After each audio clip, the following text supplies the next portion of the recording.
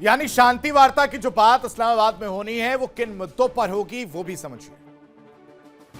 किन किन मुद्दों पर यह बातचीत संभव है वो आपको समझना होगा।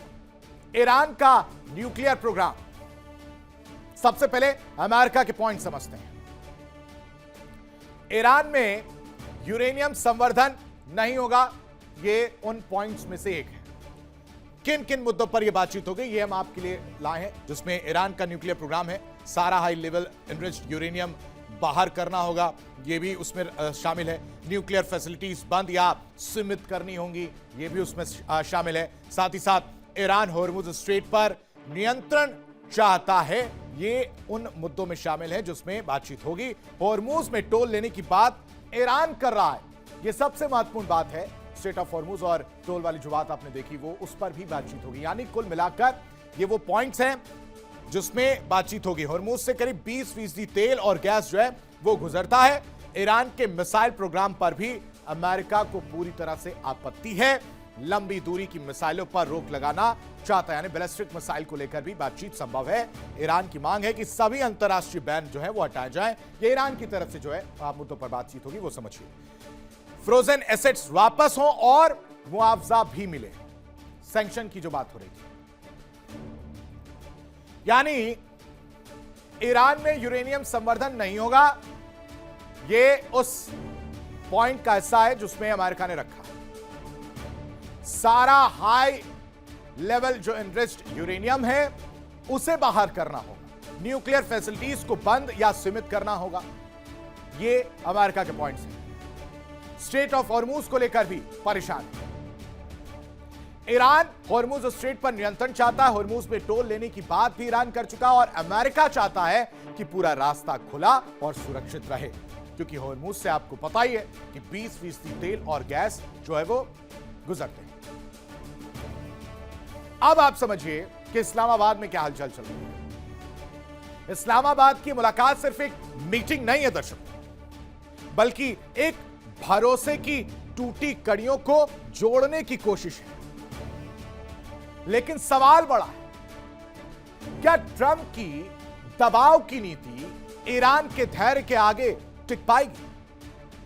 क्योंकि इतिहास गवाह है, ईरान जल्दी झुकता नहीं है।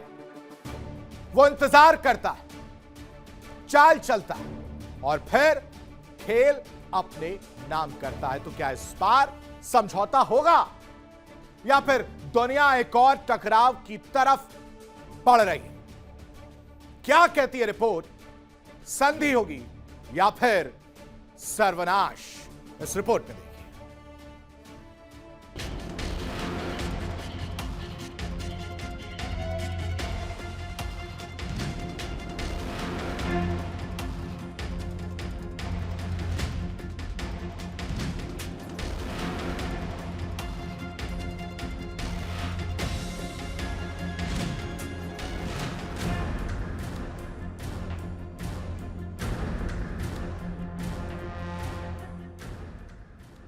ईरान और अमेरिका के बीच सबसे बड़ा समझौता 2015 में हुआ। Joint comprehensive plan of action Obama प्रशासन के दौरान हुआ था। ईरान ने परमाणु कार्यक्रम सीमित करने पर सहमति दी थी। बदले में ईरान को प्रतिबंधों में राहत मिली थी, लेकिन 2018 में डोनाल्ड ट्रंप ने इस डील से अमेरिका को बाहर निकाल लिया। इसके बाद ईरान ने धीरे धीरे अपने परमाणु कार्यक्रम को फिर बढ़ाया।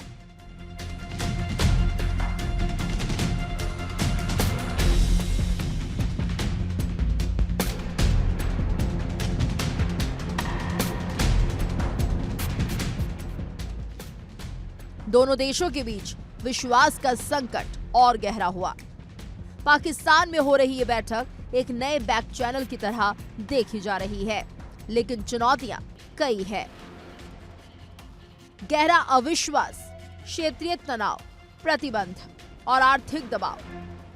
ऐसे में सवाल उठते हैं कि क्या ट्रंप के लिए संभव है ये डील?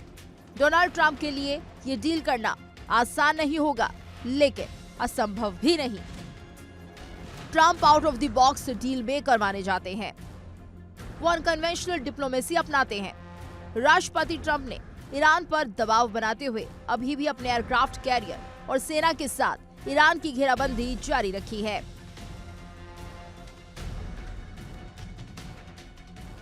ट्रंप के लिए सबसे बड़ी बाधाएं हैं ईरान का ट्रंप पर भरोसा नहीं करना, और इस बार ईरान ज्यादा मजबूत नेगोशिएटिंग पोजीशन में है। 40 दिनों की जंग से मिडिल ईस्ट में सत्ता समीकरण बदल चुके हैं। ईरान कोई सामान्य नेगोशिएटर नहीं, बल्कि एक सिविलाइजेशन प्लेयर है जो इतिहास, धैर्य और रणनीति के मिश्रण से चलता है। इस्लामाबाद की बातचीत में असली सवाल ये नहीं है कि डील होगी या नहीं, बल्कि ये है कि किसकी शर्तों पर होगी। इतिहास यही कहता है कि ईरान जल्दी झुकता नहीं, बल्कि धीरे धीरे खेल जीतता है। Bureau report, India daily.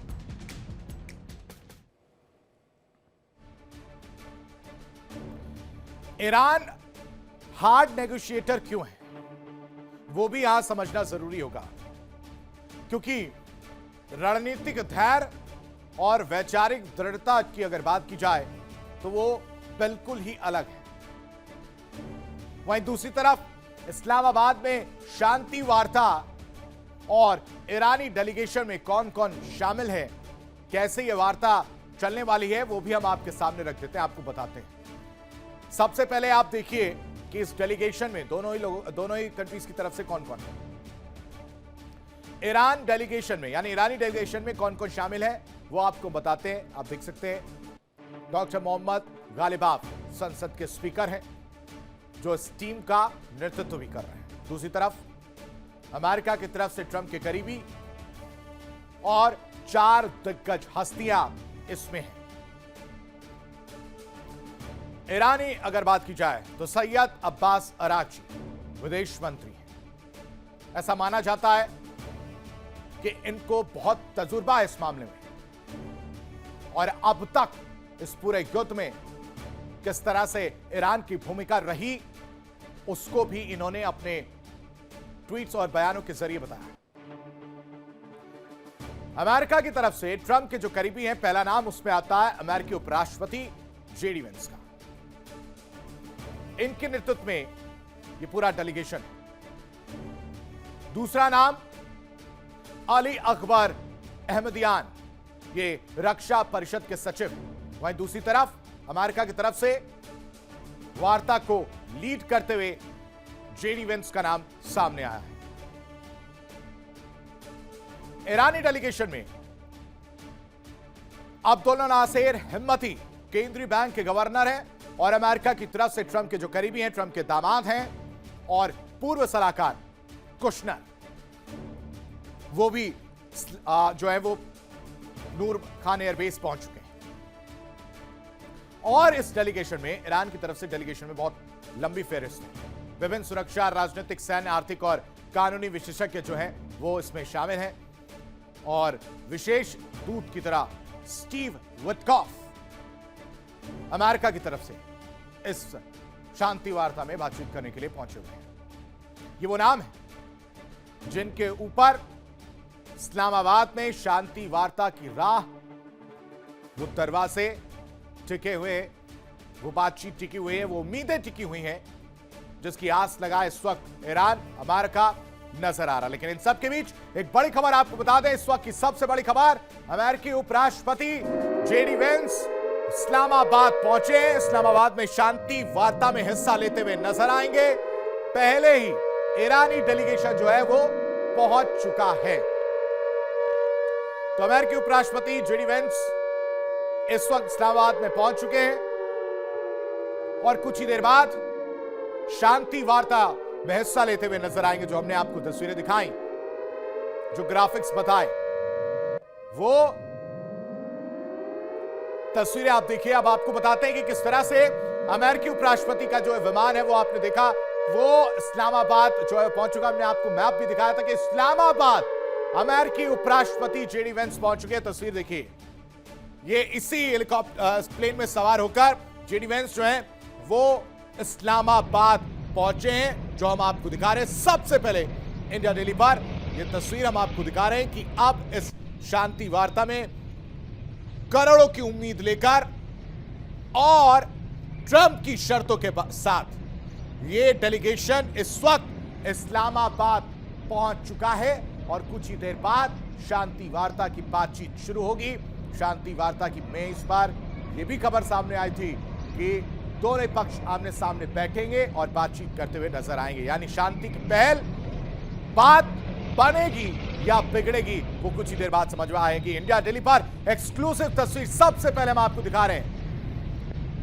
अमेरिकी उपराष्ट्रपति जेडी वेंस इस वक्त इस्लामाबाद पहुंच चुके हैं। ये उनका प्लेन है जिसमें जो तमाम बड़े चेहरे हैं अमेरिका के और डोनाल्ड ट्रंप की टीम के, वो इस वक्त इस्लामाबाद में लैंड कर चुके हैं। और उसके बाद से वो भी तस्वीर सामने आएगी जब आतंकिस्तान मेजबान बनता हुआ नजर आएगा और वहां पर ईरान और अमेरिका एक ही मेज पर आमने सामने बैठकर बातचीत करते हुए नजर आएंगे। देखिए इंडिया डेली 24/7 अब आपकी स्मार्ट टीवी पर। इंडिया डेली मौजूद है सभी डिजिटल प्लेटफॉर्म पर लाइव और लगातार। इंडिया डेली 24/7 हर दिन राष्ट्र को समर्पित।